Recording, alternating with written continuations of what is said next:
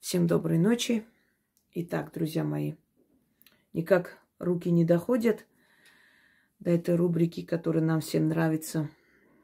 Я знаю, что зрителям всегда нравится слушать о результатах, у кого как получилось. Накопилось достаточное количество голосовых. Можете еще отправлять, если есть у вас желание. Раньше я в прямом эфире включала, слушали мы с вами, но на прямом эфире отвлекают.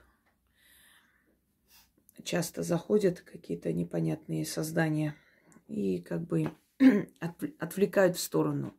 И я решила именно вот таким образом просто снимать видеоролик, советовать, говорить, дополнять. Собственно говоря, если есть желающие отправлять, можете я не отправить, но пишите, что это по поводу результатов по ритуалам. Давайте так, что ли, сделаем. Хотела красиво. Вот. И я, естественно, через некоторое время включу это все и сниму. Здесь огромное количество, несколько сотен за последние только недели и с чем-то накопилось. Я решила уже начать постепенно опять снимать, как бы там ни было времени, тем более, что вы знаете, что эти годы кризисные такие, непростые. Людям нужна помощь, поддержка, советы, работы, которые они могут выполнить. Так что вот никак руки не доходят. Итак, давайте начнем. Для чего я это вам показываю? Для того, чтобы, во-первых, те люди, которые недавно на нашем канале поняли, да, что нужно действовать, нужно для себя стараться что-то делать, и только тогда будет результат. Записывали у себя ритуалы, которые здесь представлены на разные случаи жизни. Естественно, вот записывайте у себя, какие работы кто провел и как получилось, и будете проводить точно так же, если этот случай как бы похож на ваш. Да и в конце концов очень приятно узнавать о результатах людей. Это вдохновляет и вас, и меня для того, чтобы смотреть вперед и дальше работать, создавать, действовать и так далее. Послушаем. Если первые голосовые повторюсь, я просто сейчас точно не помню, с какого места вроде отметила, но, может быть, я это уже включала. Но ничего страшного. Один голосовой можем повторно послушать, а может, не включала. Поэтому я сейчас точно не могу сказать. Итак, начнем.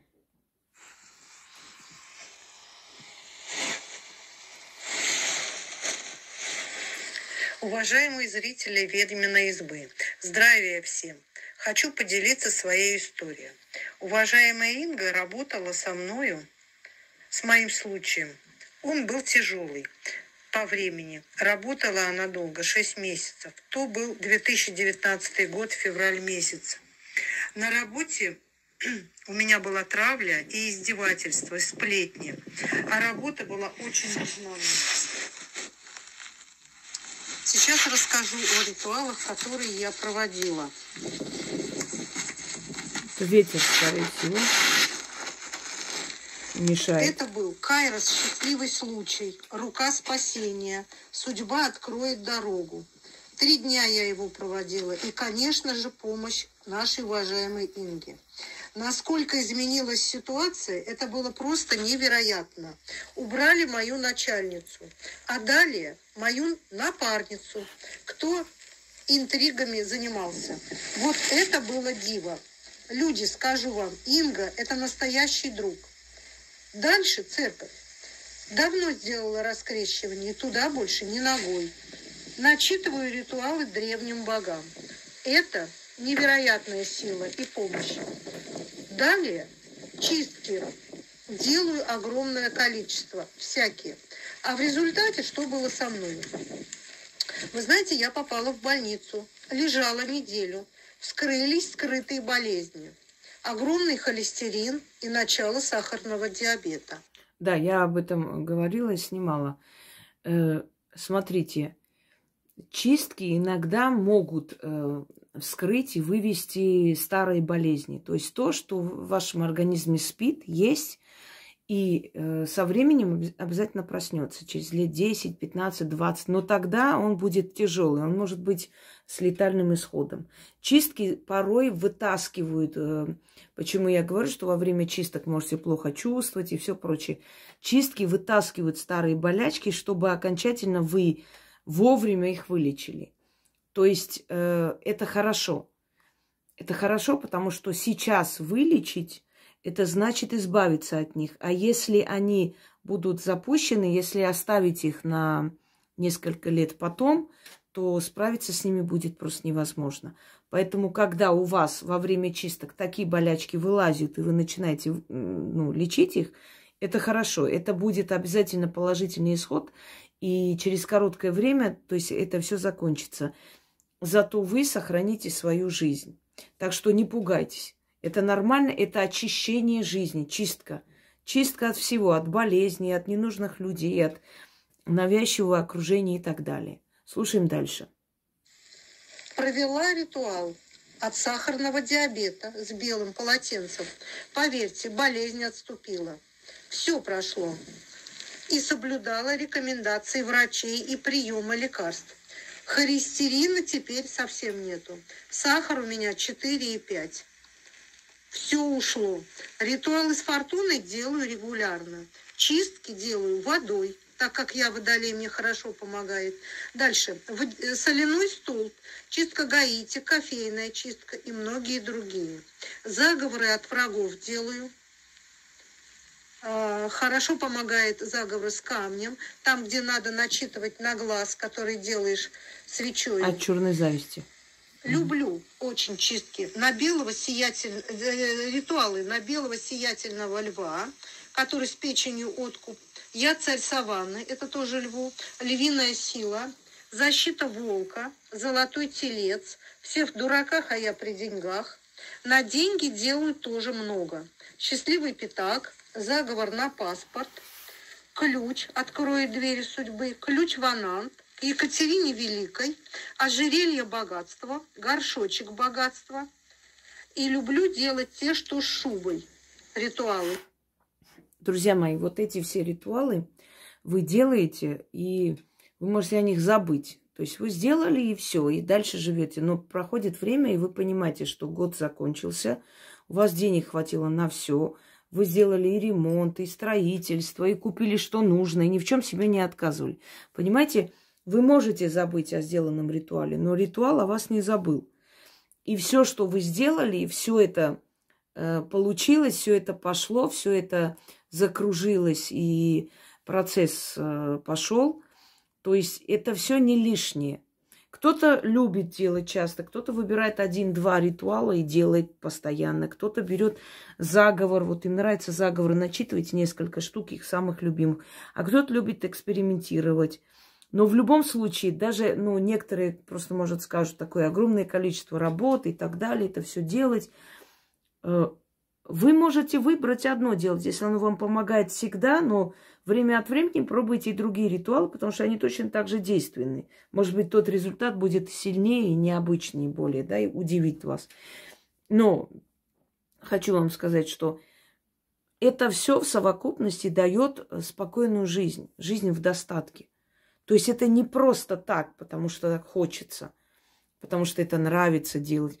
Это реально меняет жизнь. Потом, когда садитесь, смотрите, сравниваете свою жизнь в эти тяжелые годы и жизнь людей, которые практически лишились всего и как-нибудь перебивались, вы понимаете, что у вас не то, что никаких таких этих моментов не было, трудностей, что вы жили лучше, чем раньше.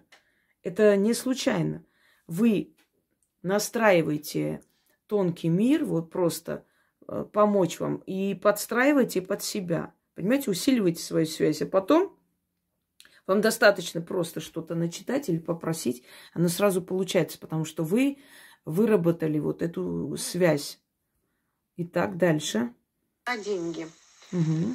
И сегодня встретился опять мне такой случай с препятствием на работе. Закрывали мой офис, сокращали людей.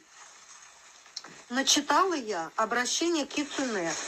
Вопрос решился довольно быстро. Мне нашлось место, работаю теперь в центре Москвы, и прежний сотрудник ушла.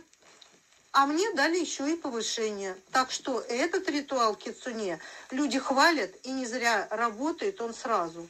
Очень благодарна уважаемой Инге. И Яночке, конечно, тоже. Силы дают мне знак. И я его понимаю. Значит, надо начитывать по новой дальше, чтобы они мне помогали. А ритуалы они любят, слушают, когда я начитываю. И откупаюсь, конечно, я им обязательно. Вслух и мысленно благодарю фортуну и силы, и богов каждый день и час моей жизни. Здоровья, всех благ, долголетия и процветания, уважаемая Инга. Рада, что моя жизнь приобрела яркие краски и спокойствие с уверенностью в завтрашнем дне. Зрители, уважаемые, делайте выводы. Здесь есть огромная помощь. Она дана избранным. Если вы с Ингой, значит вы избранные. Еще раз благодарю друга моего, это Ингу, и Яночку тоже. Спасибо, очень приятно. И мне приятно, что вы цените, осознаете то, что вам дано. Не все люди это понимают. Иногда люди думают, что это их заслуга, и получая результаты, и довольно хорошие результаты, потом они абсолютно забывают, по крайней мере, быть хотя бы просто благодарными за такую огромную работу. Итак, давайте дальше послушаем. Добрый вечер, уважаемая Инга, Яна, все гости и подписчики нашей дорогой избы, нашего дома. Хочу поделиться своими не впечатлениями, нет, а своей историей. Мое знакомство с Ингой, с каналом, с этими знаниями состоялось около года назад. Конечно же, это был болезненный, острый период, в который человек бросается во все тяжкие в поисках спасения, выхода. До встречи с Ингой я прошла огромное количество так называемых людей, называющих себя магами, обещающими помощь и прочее. Это был длинный путь, и несколько месяцев как бы работы, когда ты заплатил. Дальше все замолчали, примерно 2-3 месяца тишины, и результат в той же нулевой точке, а иногда, может быть, даже и хуже. Я прошла всех, многих из тех, кого вы знаете. Случайно, уже в некотором отчаянии, я попала на канал Инги, и то отчаянное положение, в котором я находилась, с точки зрения эмоционального фона, отношение к себе. Я просто лежала и слушала. Сначала механически, потом я понимать, что что-то начинает во мне откликаться. Я решилась написать.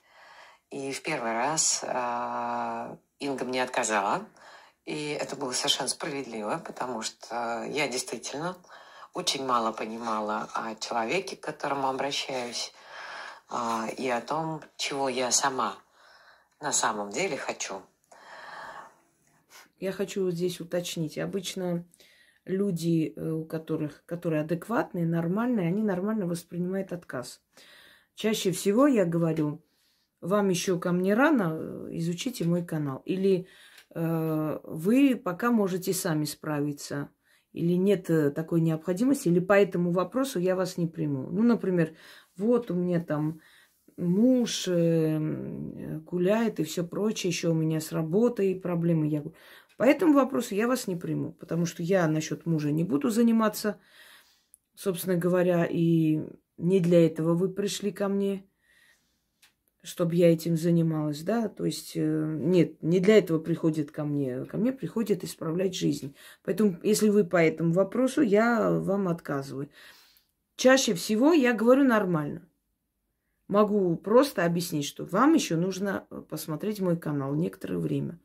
Или вам еще рано ко мне. Или вот по поводу продажи дома. Есть у меня ритуал, возьмите, начитайте и продайте. Зачем вы приходите ко мне на консультацию по поводу этого всего? Если человек нормальный, он нормально воспринимает. Я уже заметила, что чаще всего тебя обвиняют в звездной болезни сами звезды, понимаете? Сами со звездной болезнью. Потому что когда твой нормальный человеческий ответ по поводу того, что рано пришли, изучите мой канал, воспринимает как личное оскорбление, начинает тебя, значит, обливать дерьмом, это говоря о том, что вот корону-то свою убери, не нужно мне тут... Это значит, что как раз они ходят с этой короной. Потому что элементарно человеческий совет, да, пока изучите. Правильно я говорю, изучите, чтобы вы знали, зачем пришли. Может быть, тот вопрос, который вы хотите прийти и оплатить консультацию по этому поводу, может, этот вопрос я уже озвучила. Зачем мне оплачивать? Вон, возьмите бесплатно, смотрите и поймите, что это. Поэтому и сказано, изучите, рановато ко мне, пока еще не нужно. Вот корону сними, не знаю, еще что-нибудь. Это, знаете, зеркальное отражение, отзеркаливание своей личности. Как раз у вас есть эта корона, которая не позволяет вам по-человечески понять нормальную человеческую информацию. Я просто всегда, как вам сказать, удивляюсь, когда неадекватная реакция на спокойные совет или на спокойный ответ или спокойный отказ. Ведь никто никого не оскорбляет, никуда не посылает. Вот человек, отказали, она поняла. Да, мне еще рановато. Так, начнем. Я продолжила изучать канал, изучать те знания, которые Инга так щедро нам дарит. И через непродолжительное время, но мой упорный труд, Инга ответила «да». Мы начали эту работу, и начали эту работу не потому, что не по щелчку пальцев. Эта работа началась с того, что была достаточно большая подготовка и самый настоящий экзамен. Вот. Такого не делал до этого ни один человек, с которым я работала. Ни один человек не готовил к тебе, к тому, через что ты будешь проходить, не объяснял тебе доступно, популярно, что будет происходить, к чему ты должна быть готова, не задавал тебе вопроса, а действительно ли ты к этому готова. Я объясню, почему они не объясняли. Потому что их задача быстрее получить с вас деньги, пока вы не передумали. Вот и все. У них нет задачи вам помочь. Иногда люди говорят, я вот ходила к таким, еще хуже стало. Друзья мои, хуже стало не потому, что они чем-то владеют или что-то там сделали. Нет, хуже стало, потому что ваша проблема никак не решается. И я более чем уверена, что они ничего не начитывают, ничего не дают, даже мыслей у них таких нет. Они просто берут эти деньги и все. И вот вы пишете там раз в месяц, они могут еще что-нибудь придумать. Вот кто-то еще на вас сделал, надо вот подождать или надо еще деньги отправить, смотря, ну, как они делают, что они делают. И не сказать, как они работают, смотря как они действуют. Вот так правильно, да? И потом через некоторое время вы либо устанете, либо потом угроза начинается. В общем, так и заканчивается. И почему хуже становится? Потому что, ну вот представьте, вы идете к врачу, у вас болезнь, да, эта болезнь прогрессирует. Тот же самый, например, гной, предположим, гнойное отложение. Он же сам по себе не пройдет. Он будет прогрессировать, если его не удалить, не убрать, не вычистить, не вылечить. Он дальше будет продолжаться. Вот то же самое. Если они ничего не делают, естественно, это усугубляется. Поэтому люди говорят, хуже стало. Хуже стало, потому что вам не помогают. Потому что то, что у вас есть, оно дальше идет. То есть никакого развития, никакого очищения, никакой помощи нет. Вот и все. Вот и стало хуже. Слушаем дальше. И только тогда, когда я ответила «да», пройдя достаточно сложный экзамен. Яна очень строгий экзаменатор. У нее просто есть определенные вопросы, которые она задает. Я сначала, прежде чем человек придет ко мне на чистку, значит, первое, что я говорю, полностью прослушайте то, что я вам сказала, ответила, то есть вы пришли по консультации. Согласны ли вы с тем, что я вам сказала? Я знаю, что я сказала правду, но мне нужно, чтобы человек понял до мелочи, до деталей вспомнил так, и так, чтобы у него малейшего сомнения не осталось. Когда человек хочет ко мне прийти за помощью, я говорю, какие видеоролики смотреть, где там сказано, как будет происходить, что, быть готовым. Чтобы потом не возник вопрос, вот я не знала, что мне будет плохо, а я собралась там путешествовать, а меня там рвет и все, понимаете? Потом она просто по этому ролику задает вопросы. Вы знаете, что будете чувствовать, как будете чувствовать, каким образом это будет происходить. Я еще раз говорю, что когда я работаю с людьми, я захожу, отвечаю, я не часто отвечаю, я могу раз в 2 недели ответить, потому что я считаю, что это время не нужно терять на болтовню, нужно просто помогать. Но отчеты я читаю, я все отчеты читаю, смотрю. Я для себя понимаю, что все идет как надо, так должно идти. И если нужно где-то что-то усилить, я человеку говорю, что надо делать, или нужно ли в это время что-то планировать или нет, если это нужно. Но я все читаю, и когда уже результат меня устраивает, вот тогда я говорю, что я скоро закрою работу и поставлю защиту, открою дороги судьбы. Тогда уже будет результат намного сильнее. Так происходит. Поэтому эти все вопросы она задает, им правильно делать. Она должна четко, конкретно знать. Вы поняли, с чем пришли? Что нужно будет пройти и перетерпеть? Иногда бывают очень жуткие боли. Иногда это как операция. Если человек ничего не чувствует, есть нечувствительные люди, очень редко. Но они чувствуют результат. Они чувствуют в конце, могут почувствовать по-разному. Но в основном 80% людей, с которыми я работала, они с первого дня чувствуют это влияние. И это не может быть безболезненно. Я лезу, внедряюсь в ваш духовный мир, ваше сознание, понимаете? Это не может безболезненно быть. Это идет болезненно, как любой процесс чистки. И вот человек должен быть готов. А то он может сказать, ой, я не думала, что так плохо, я не могу это перетерпеть, перенести, мне нехорошо, а у меня такие планы были. Нет, давайте остановим. Вот о чем речь. Но пока не говорили люди, но бывали, что до конца не понимали. Дальше. Вот. Мы начали эту работу. Она длилась довольно много месяцев. Я не могу сказать, что это долго. Это недолго по сравнению с тем путем, который я прошла. Но это не...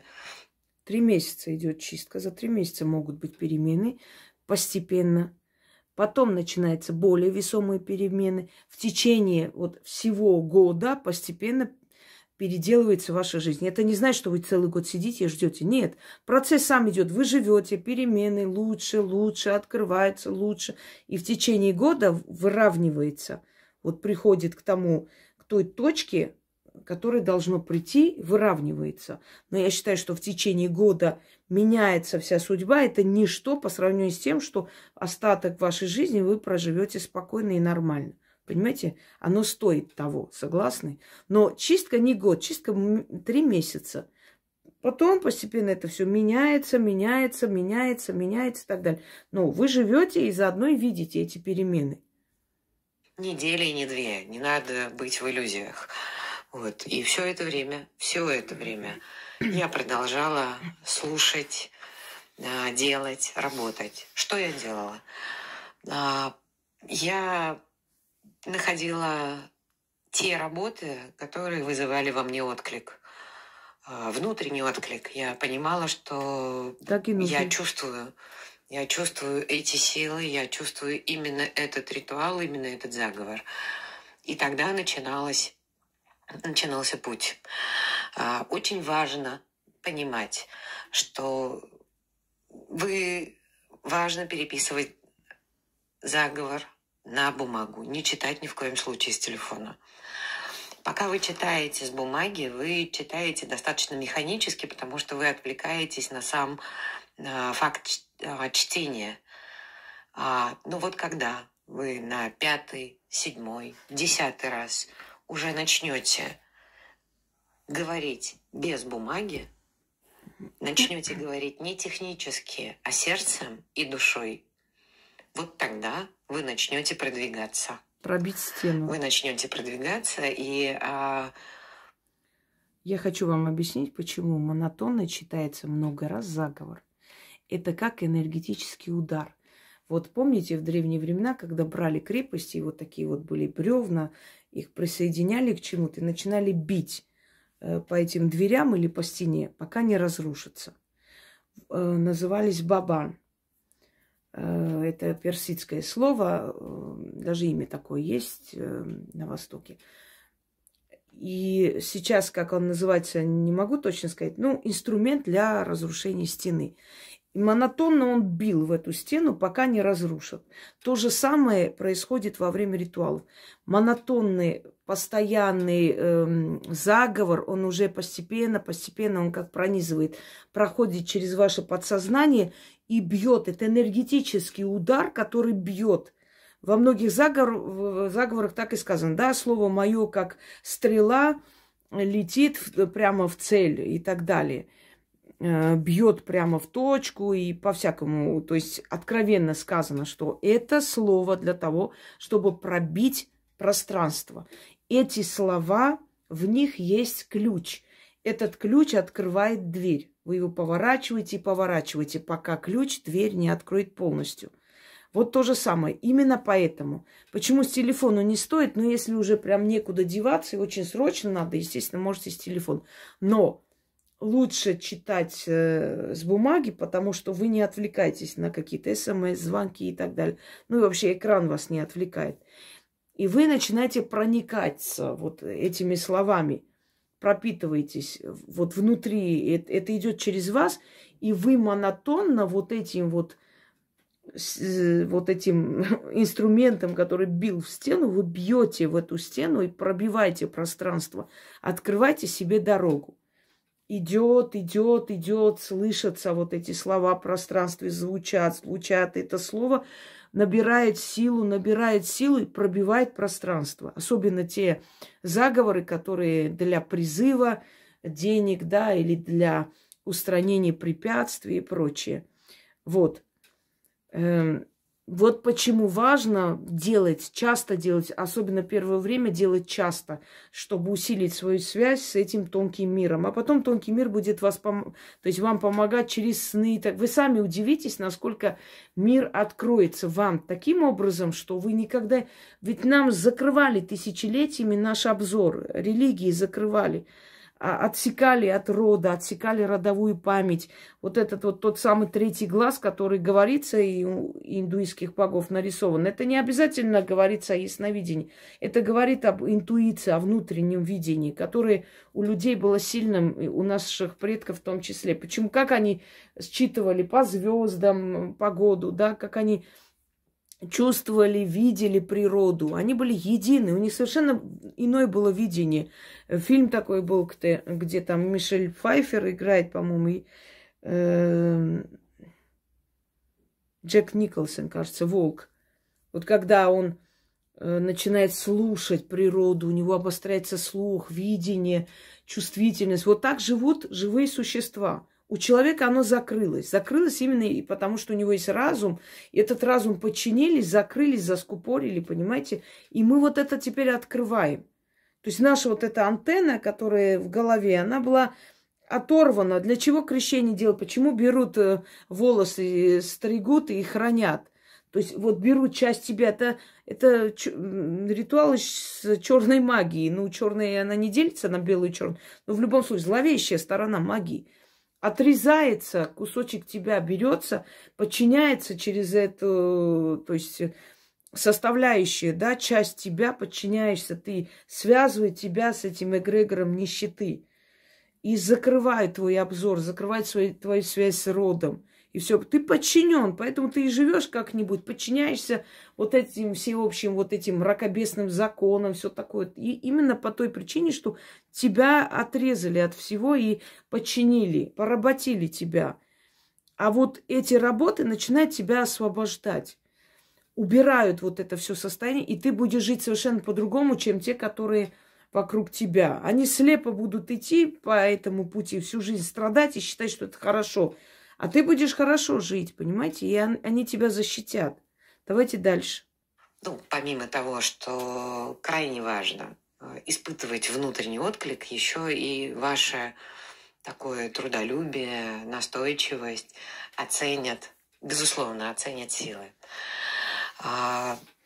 Я не могу рекомендовать каких-то конкретных ритуалов и сказать, что делайте вот этот ритуал, и он будет работать. Нет, он для каждого будет свой, исходя из того, к каким силам вы ближе, какая у вас ситуация, сколько вы готовы вложить в это себя. Мой день начинается с моих ритуалов к Фортуне, к Гере, к богам. И это я встаю на час раньше, чем это необходимо, ну, в 5 утра, для того, чтобы в 6 уже начать заниматься подготовкой к выходу из дома, потому что иначе я просто не успею. Но жить в другом... Гера, объясню, почему она сказала. Скорее всего, она лев, а лев, то есть покровительница богини Гера. Вот по этой причине, наверное, она просто обращается к своей богине-покровительнице. Давайте дальше. Образование я не могу. На сегодняшний день я могу сказать, что моя жизнь настолько изменилась, что год назад я даже не могла предположить, что я буду сейчас тем человеком, которым я являюсь. Это не значит, что я как кусок сыра закинулась в лоток с маслом и пребываю в гомеостазе. Нет, это не так. У меня достаточно много вызовов, но теперь я знаю, что я могу с этим делать, какие силы меня защищают, помогают, и как я выйду победителем из всех этих вызовов и ситуаций. Я благодарю судьбу за то, что те ситуации, которые случились в моей жизни, они привели меня к Инге, к Яне, к этим работам, к этим знаниям, к тому, что я знаю сегодня. Это бесконечно глубокие.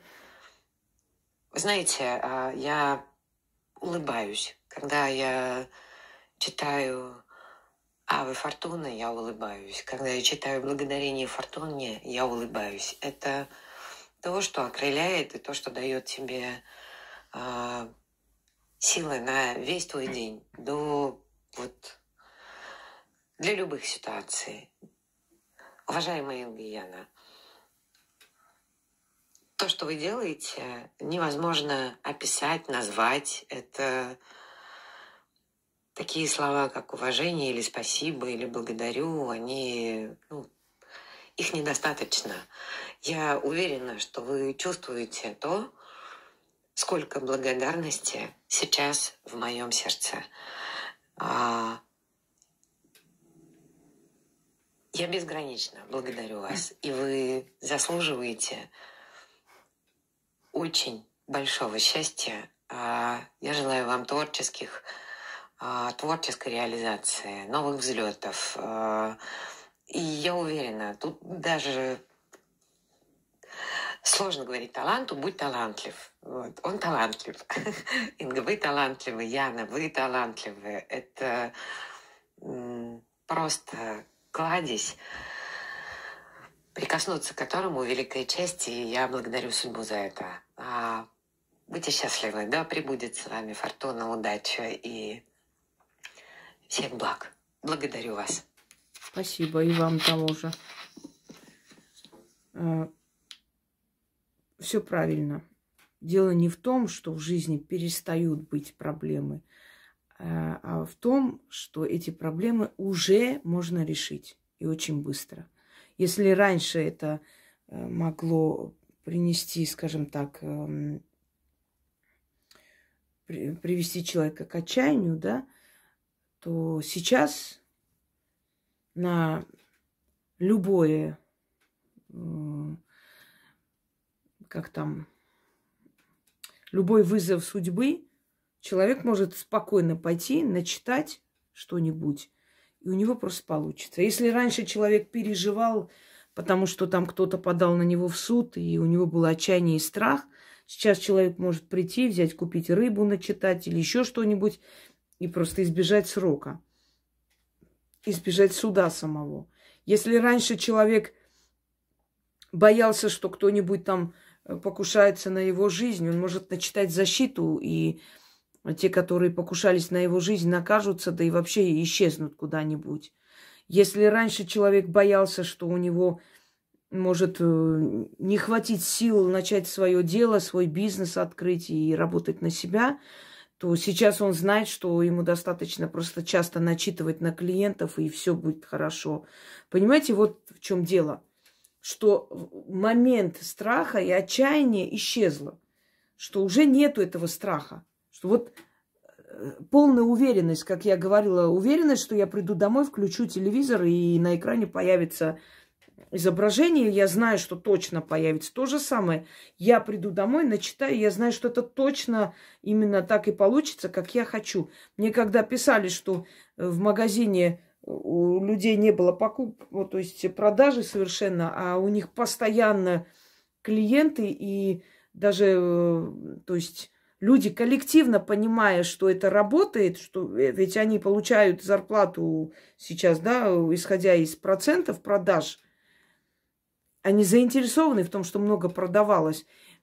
Сначала они как бы смотрели с опаской, там, с неверием, с недоверием. Закрывалась она в кабинете, начитывала 4 менялы. И когда они поняли, что весь день столько народу, они просто чуть ли не полупустой магазин остается, им приходится товар возить каждые 2-3 дня, и они просто миллионные выручки делают, начали читать все. Вот в чем, понимаете, вот в чем важность, когда люди говорят: блаженен тот, кто не увидел и верует. Верить надо не ради выгоды, что там поможет тебе Боженька, а просто верить. Человек один раз помолился, второй раз попросил, третий раз на колени встал, четвертый раз пошел в церкви, зажег свечу. Но ничего не работает, ничего не помогает. И он думает: да какой смысл туда идти, если меня там не слышат? И сел человек, начитал заговор, тут же пришло результат. Увидел через час, полчаса, 2 часа. Конечно же, человек говорит: ну вот, ну здесь же есть результат, вот, значит, мне помогает, это сильнее, значит, это работает, а не там. То есть верь просто так. А какой смысл, если человек сядет, 20 раз начитает заговор, не знаю, в день 50 заговоров, ритуалов будет делать, ничего не сработает. Он в конце концов это бросит и скажет: да какой смысл в этом всем, это не работает. Понимаете? Ради результата. А как еще? А зачем еще? Ну, представьте, вот ты пьешь лекарство, и твоя болезнь не проходит. И что? Нет, пей. Надо пить просто потому, что надо пить. Не смешно? Надо молиться просто потому, что надо молиться. Не жди ничего хорошего. Просто верь, просто молись. А в чем смысл веры? Смысл веры в том, чтобы оттуда получить помощь, защиту. Если помощи и защиты нет, в чем смысл этой веры? Можете мне объяснить? Я не понимаю. Верь просто так. Мучайся и благодари за все просто потому, что так надо. А нет, так не бывает. Люди верят в что-то, когда видят результат. Вот верят они в то, что действительно эти 4 менялы работают, что действительно Анеюшка начитанно работает, что действительно в Фортуне работает заговор, да, на быстрые деньги работает, Трамобер очень быстро работает, потому что начертили, сказали эти слова, и тут же позвонили, и карту наполнили, и пришли деньги, которые они не могли добиваться там полгода. Они тут же начислили на карту. И как в это не верить? И как человек может сказать, что нет, это мне помогает, но оно все равно плохое? Не скажет человек. Человек материалист. Что хотите, говорите. Человек должен видеть результат. Только тогда он скажет: да, верю, это сильное, потому что мне помогло. Не может быть сильным тот эгрегор, который тебе не помогает. Только тот сильный и тот гуманный к тебе хорошо относится и любит тебя, и пытается помочь, только та сила, которая реально результат показывает, то есть реально тебе помогает. Вот и все. Так, пойдемте дальше. Еще несколько прослушаем, и достаточно, потому что по чуть-чуть будем слушать, так уж получается. Раньше я по 2-3 часа прямой эфир проводила, но сейчас у меня просто пока нет физически времени, к сожалению, столько, но в любом случае. Итак. Наша, видимо, судьба все-таки дает нам шанс выбраться. У меня очень много изменений, я не могу все сразу рассказать. В течение 2 лет постоянно что-то происходит. Я провожу ритуалы защиты, провожу ритуалы чистки. Постоянно мне силы помогают. Вот на сегодняшний момент я могу быть уверена в том, что я проведу, и я выберусь из любой ситуации. Это, наверное, половина голосового. Наверняка затерялась. Ну, ничего страшного. Дальше послушаем. В общем, немножечко сумбурно. Я впервые оставляю голосовое. Я очень надеюсь, вернее, я не надеюсь, я уверена, что далее буду проводить ритуалы, и далее будет все лучше, лучше и лучше. И, конечно же, естественно, огромная благодарность Инге вообще, что она в нашей жизни появилась. Я повторюсь, именно в самый нужный момент для моей жизни я попала на канал «Ведьмина изба». В самый нужный момент, когда без этих ритуалов, я не знаю, меня бы не было уже, наверное. Спасибо огромное, Инга, вам. Огромное спасибо. Здравствуйте, Инга, Яночка, слушатели канала «Ведьмина изба». Хочу рассказать о своих результатах. В разное время просто. От ритуалов. Я не могу сказать, что какой-то конкретный ритуал мне помог, потому что я проводила по несколько ритуалов чисток, по несколько ритуалов от врагов. И все это, кто занимается, кто делает, проводит ритуалы, тот понимает, что все это работает и работает на ура. Благодаря этому у меня получилось избавиться от многих нехороших людей вокруг. Кто-то просто ушел с работы, кто-то просто рот закрыл в мою сторону. Еще все впереди. Самое главное в моей жизни, что... Знаете, друзья мои, есть одно «но» в этой ситуации. Во-первых, никогда не жалейте тех, кто вас бы не пожалел. Потому что если бы у этих людей была возможность, они бы вас и посадили, и физически устранили, чего бы только они не сделали с вами. Поэтому жалеть тех людей, которые тебя не жалеют и не пожалеют никогда, мне кажется, глупо. Это удел бесхребетных. Не брать ответственность за свою жизнь в свои руки. Что делать? Надо прощать. Так легче. Так легче, чем, скажем так, ставить на место, да? Это во-первых. Во-вторых, вот тебя преследуют. Тебя обижают ни за что. Тебе делают больно. И понимают, что они делают больно. Но это их не останавливает. Что делать человеку? Пойти дать по морде, чтобы написали заявление. Еще хуже что-то сделать, да? Взять в свои руки инициативу. Что сказать? Криминально. Кто хочет пойти сесть на полжизни за это? Как поставить на место охамевшего, подлого человека, который просто, пользуясь тем, что он безнаказанный, издевается над тобой как хочет. А ведь приятно осознавать, когда ты проводишь от врагов, и ты видишь, что им устраивают проверки, их выгоняют с работы, их позорят. Я помню одну женщину, которая плакала, потому что там ее начальница, просто издевалась над ней, унижалась, глумилась, вот так вот, принижала ее. Она красивая женщина, талантливая, и ей не нравилось. Иногда колхозниц поставят на высокие должности. И она вот всячески ее принижала как человека просто, не давала жизни. И она уже хотела уволиться. Я говорю, прежде чем увольняться, все равно терять нечего. Возьми вот 1 неделю, сделай это.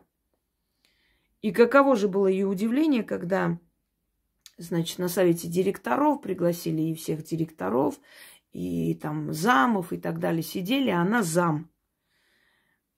И ее так пропесочили там, ее так принизили, и над ней так поглумились, посмеялись, на нее так орали, и она там что-то там, кто-то там, генеральный директор что-то требовал, она пыталась в этих стопках что-то найти, какую-то бумагу.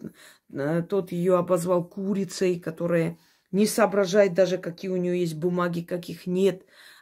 В конце концов, она выскочила в слезах из этого кабинета, после чего, значит, последовало ее увольнение за профнепригодность, потому что там что-то она провалила. В общем, директор был в ярости. И назначили ее на месте этой начальницы. А она хотела уволиться. Это все произошло буквально за 3-4 дня, как она начала проводить. И она говорит, я, говорит, сижу, ее позвали, сказали, вот мы вас назначаем, пожалуйста, соглашайтесь, на эту должность вы лучше будете вести, мы знаем, что у вас данные намного лучше. Ее выгнали оттуда. И она говорит, я просто не ожидала, потому что у них с этим генеральным директором были очень близкие отношения, чем она и пользовалась. Мелкие люди, они всегда пользуются тем, что у них покровители, да, и они, вот чем мал человек душой, тем более о себе там мнит черти что. И настолько, говорит, могли испортиться эти отношения, и как она могла провалить то, что на нее было возложено, вообще невероятно. То есть я говорю, приятно ведь, когда человек, охамевший, потерявший берега просто, получает по морде так, и причем получает у тебя перед глазами, тебе показывают это. Только одно условие, относись уважительно к силам, доверься им и попроси. И они это сделают. Они это сделают, если ты права. Так что, друзья мои, конечно же, приятно осознавать, что в этом мире ты не одна уже. Что у тебя есть просто мощное оружие в руках, и теперь тебе не страшно жить, не страшно переезжать куда-то, не страшно какие-то катаклизмы, катастрофы в мире творящиеся. Не страшно ничего. Я помню, по-моему, Илона говорила, когда в Греции были пожары, и они очень переживали, когда какая-то часть леса начала гореть, и они начали от пожаров читать мой заговор. И, говорит, нахлынул просто дождь, ливень. Вот еще огонь, не начавшись, потушил. И, в общем, несколько дней был ливень. И просто без конца этот ливень, он и спас те леса, которые рядом с ними. И они вот девочками читали каждый день, несколько раз. Очень боялись, переживали за это все. И это не произошло. Ведь приятно жить, понимая, что тебя слышат и помогают. Вот она, истинная вера. Настоящая вера, понимаете? Религия и вера – разные вещи. Религиозность и верующий человек – разные люди. Я как-то снимала об этом, да? Религиозность и вера. Религиозные и верующие, чем они отличаются? Религиозный, который ходит там в церковь по этим дням или в мечеть, он очень религиозный человек, одевается религиозно, носит бороду или надевает там чедру, не знаю, очень религиозные люди, но куска хлеба никому не дадут. А есть человек, который курит, пьет, матерится, все на свете, но добрейшей души, и собак, и кошек тащит домой, и спасает, и последнее отдаст. Вот он верующий человек, он верит, что есть сила, которая видит его добрые дела и обязательно ответит, если не ему, то его детям. Понимаете, в чем разница? Все обряды и все каноны, законы религии соблюдая, чтобы все тебя хвалили, это одно. А самому быть добрым в душе человеком, это совсем другое. И оно к религиозности никакого отношения не имеет. Слушаем дальше. Как-то я немножко передавила, сын в подростковом возрасте. Ну, можно сказать, ушел к папе. Теперь мой сын со мной. У нас хорошие отношения, все нормально, все замечательно. Второй очень важный момент, когда старший мой ребенок попал в аварию. Реанимация, все дела. В общем, на 4-й день он со 2-го этажа уже у меня выходил на улицу гулять. с той травмой, которая у него была, врачи как бы были немножко даже удивлены. Угу. Опять же, повторюсь, на удачу ритуалы провожу. Денежная как бы сила ко мне потихонечку поворачивается лицо.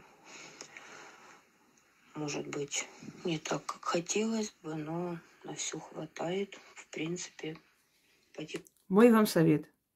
Если денежная сила тяжело идет, сначала делайте изгнать нищету, сжечь нищету и так далее. Вот эти ритуалы связаны с изгнанием нищеты из дома. И после уже делайте. Потому что пока энергия нищеты в доме находится, не притягивают. Дальше. Подружитесь с домовым. Домовые всегда тянут домой удачу. Подружитесь с домовым, если у вас денежная сила тяжело идет. Еще делайте чистки. Вот прям пусть войдет в привычку. Раз в 3 дня делайте чистки. Есть у меня чистка дома, я вам давала. Делайте несколько чисток. Вот эти ритуалы проводите, если у вас денежная сила тяжело идет. Если очень тяжело идет, выберите вещи, отнесите, отдайте людям, трудно живущим людям. Или вынесите внизу в подъезде, оставляйте. Лучше так. Даже не будут знать от кого, что, чего. Просто вещи выносите вниз в подъезд, положите хорошие вещи. И пусть забирают. Умилостивить судьбу называется.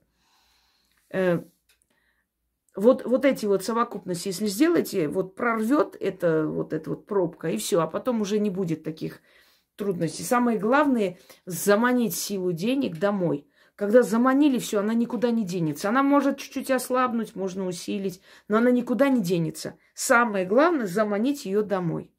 Продолжим. Идет процесс. И дважды я проводила ритуал на распродаже, читала перед тем, как идти скупляться. И вот один раз я прочла. Мне хотелось купить куртку с натуральным мехом. Куртку. И я взяла денег ровно столько с собой, сколько стоит эта куртка. Я прочла ритуал и поехала выбирать куртку. Куртки я меряла, мне не понравились, но я на эти деньги купила шубу. То есть, вот на 100% сработал ритуал по щелчку. И хочу сказать, самое главное, не опускать руки. Бывают моменты, когда, как говорится, накрывает. Кажется, уже все, безысходность. Просто безысходность. Это в начале пути. Потом собираешь себя в кучку, садишься и проводишь ритуалы, проводишь от врагов. Мне очень хорошо поддерживает, когда я провожу спасение от злой силы. Вот тогда какая-то эта нытливость вся уходит. Друзья мои, я говорила и повторяюсь, когда вам плохо в жизни, вместо того, чтобы сидеть плакать, знаете, как говорят, криками крышу не починишь. Сидеть, плакать – это время, что плакать, посвятите ритуалу, действуйте. Посвятите заговору. А что касается шубы и прочее, вот эти все ритуалы, созданные мной, они пройдены через меня, понимаете? Да, силы от предков взяты, знания, изучала я, историк. Я в этих архивах находила очень много интересного, что потом мне помогли создать хорошие работы. Но это все пройдено мной. Мне что-то хотелось купить, не хватало денег. Я садилась и придумывала какой-нибудь заговор. Шла и покупала. И через много лет я это вам дала, понимаете? Это пройдено через меня просто. Практически все работы, хотя их много, но, как вам сказать, очень много из них, скажем так, уже на одну тематику уже пройдено, испробовано. Поэтому они и работают. Только то работает и то имеет ценность, что было создано когда-то для себя и поделено, отдано людям. Не для красоты, не для красного словца, не для того, чтобы красиво звучало, а потому что оно для меня пригодилось, мне, для себя, пропущено через себя, как говорят, через сердце, и отдано людям, она срабатывает, потому что оно мое. Я просила. Для меня это было. И оно сработало.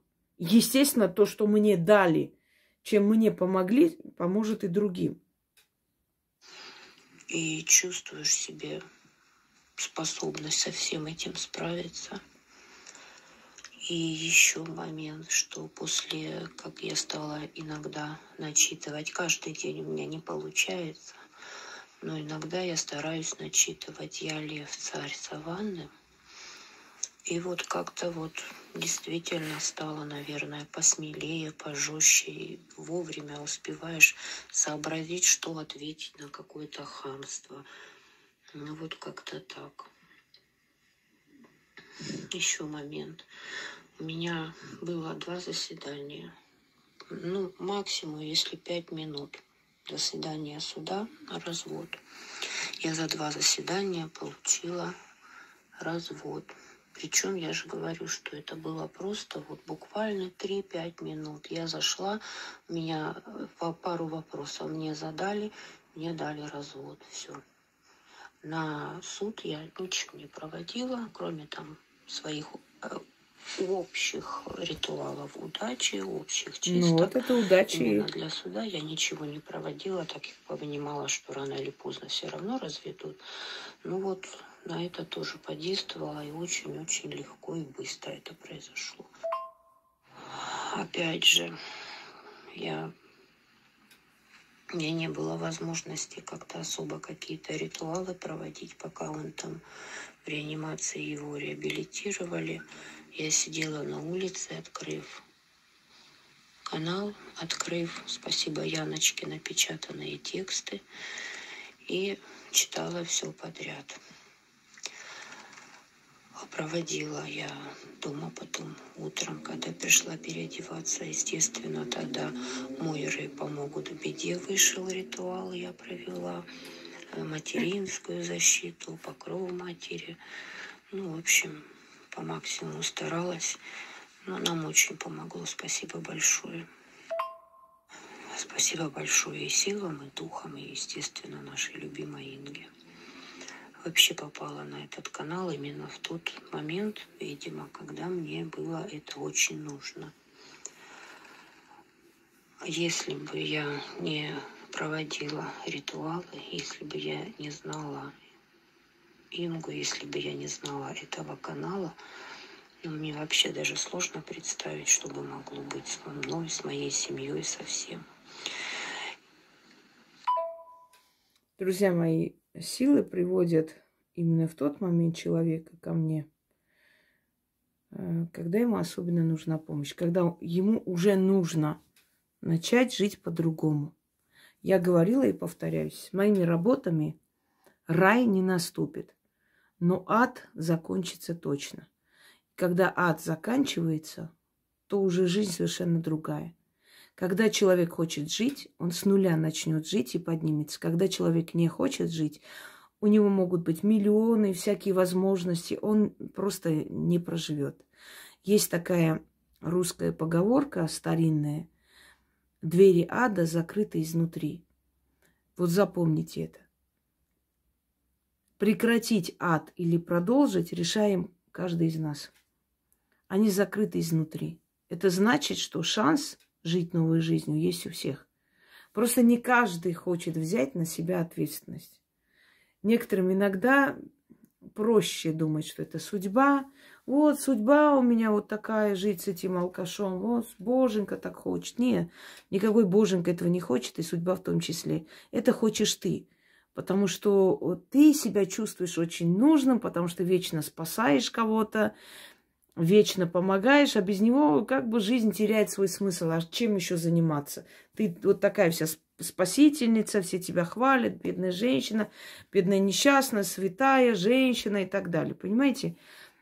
Потому что тебе так нравится. Иногда женщины, зная о том, что у них плод больной, нежизнеспособный, они рождают этого ребенка, чтобы потом носиться с ним, везде орать о том, какая же я мать, мать, я же ж мать, вашу мать, дайте мне то, дайте мне то, дайте мне санаторий, вот такая вся героиня, ходить по шоу и так далее. Понимаете? Есть люди, которым нравится играть жертву. Им это приятно. Это смысл их жизни. Они любят так самоутверждаться. Вот есть люди, которые, например, усыновливают детей, да, 5 штук, 6, 7. Тут одному ребенку не можешь уделить внимание, 7, 8 чужих детей. Я не верю, что у них есть родительские какие-то чувства. Я считаю, что просто им нравится, что их хвалят. Многие из них халявщики, они за счет этих детей живут, ничего не делают, заодно и выступают как мать-героиня, образцовая семья и все такое. Не все, конечно, но много из таких людей. Мы видели приюты, да, для животных, похожие на концлагеря. Правда? Тоже люди не отличаются любовью к животным. Но зачем? Это приносит финансы, это все время ты на виду. Всё. То есть люди, которые не могут состояться, вот нет у них таких, скажем, нет такой стержни, вот начать, самому подняться, взять ответственность за свою судьбу в свои руки, им легче вот таким образом, страдальческий образ создать и за счет этого подняться. Так что ад каждого человека закрыт изнутри. Я помню, как у нас известная вдова Караченцевой, да, вот там ходила везде. Он еще только умер, еще в морге лежал, еще и человека не похоронили. Она уже вся крашеная, красной помадой, вся уже по шоу ходила и все такое. Когда уже на похоронах подняла бокал пьяная, за душу Коленьки, за путешествия. И тут же умотала в Турцию кайфовать. Ну, вот ей нравилось играть этот образ страдающей женщины, страдающей вдовы. Не знаю, вот прям везде появляться. Неискренние страдания, они сразу показываются. Поэтому у каждого из вас есть возможность свой ад прекратить, изнутри открыть дверь и уходить. Причиняет человек вам боль, открыть дверь и уходить. Надоедают вам гости, сказать завтра ваш последний день. Сегодня высыпайтесь, утром вы уходите отсюда.